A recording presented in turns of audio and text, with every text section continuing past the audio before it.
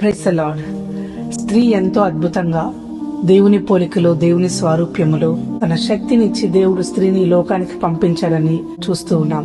Bible ఎంతో గొప్పగా స్త్రీలను తన యొక్క ఉద్దేశంలో ఆయన ఏ రీతిగా వాడుకున్నాడో చాలా చక్కగా వివరిస్తూ ఉండగా వాటన్నిటిని చూసి స్త్రీలమైన మనం బలపరచబడుతూ ఉన్నాం.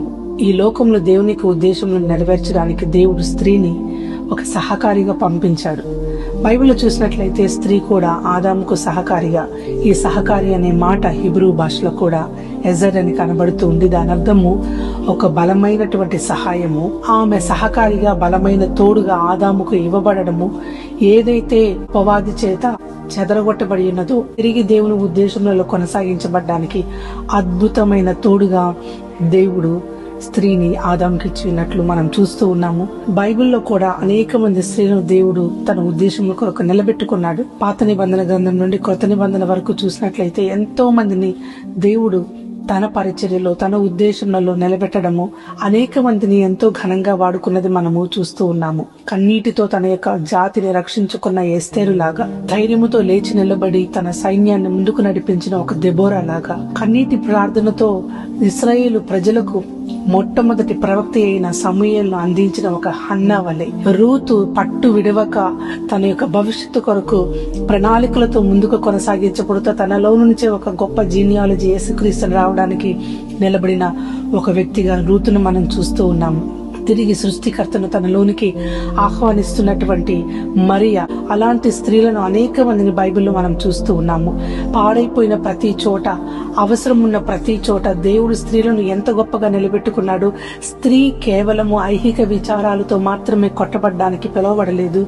ఆమె బలమైన శక్తిగా, బలమైన తోడుగా దేవుని ప్రణాళికలు ఈ లోకంలో జరిగించడానికి ఎంత గొప్పగా ఇవ్వబడిందో బైబిల్లో మనం చూస్తూనే ఉన్నాము.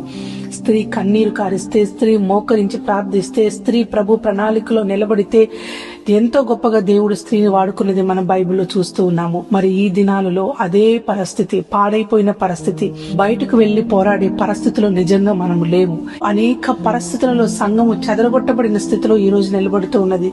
సంఘము బయట జరుగుతున్న దానికి, సంఘము శరీరముతో బయటికి వెళ్లి పోరాడే పరిస్థితిలో లేము అనేది చాలా స్పష్టంగా పరిశుద్ధాత్మ ఘోష వినబడుతూ ఉన్నది.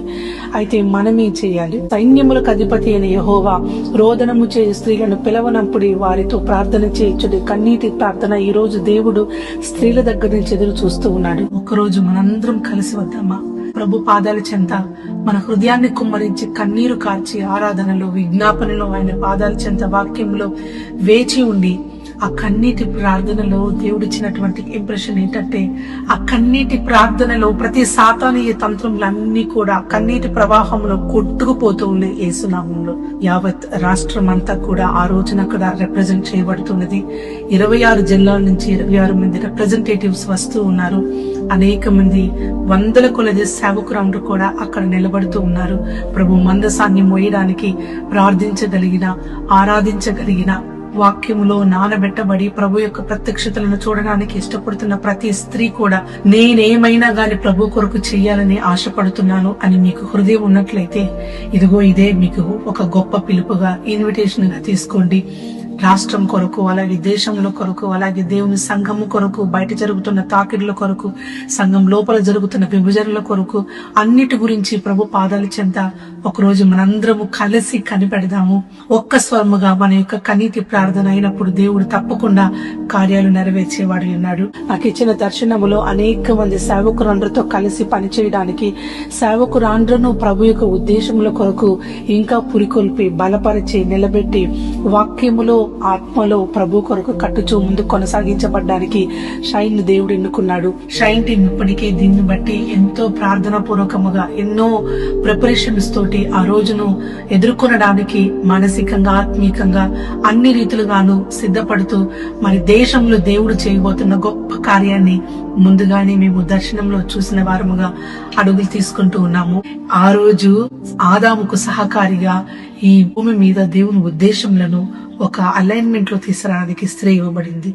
అదే ఈ రోజు పడిపోయిన ప్రాకారాలు కనబడుతూ ఉన్న దినాలలో మరలా తిరిగి దేవుడు స్త్రీని నిలబెట్టుకోవడం ద్వారా, ప్రార్థన ద్వారా దేవుడు తన కార్యాలను చేయబోతూ ఉన్నాడు. మనము బయట పోరాడే సమయాల్లో లేవు. మనము లోపల మోకరించి ప్రభు పాదాల చెంత ప్రతి దానిని ఆయనకు అప్పగించే సమయాల్లో ఉన్నాము. స్త్రీలారా, షైన్ టీం ద్వారా చేయబడుతున్నటువంటి ఈ గొప్ప పని కొరకు, ప్రభు దేశాల కొరకు మీరందరూ కూడా కదిలి రావాలని మనస్ఫూర్తిగా నేను కోరుకుంటూ ఉన్నాను. మీకోసం నేను ఎదురు చూస్తూ ఉంటాను.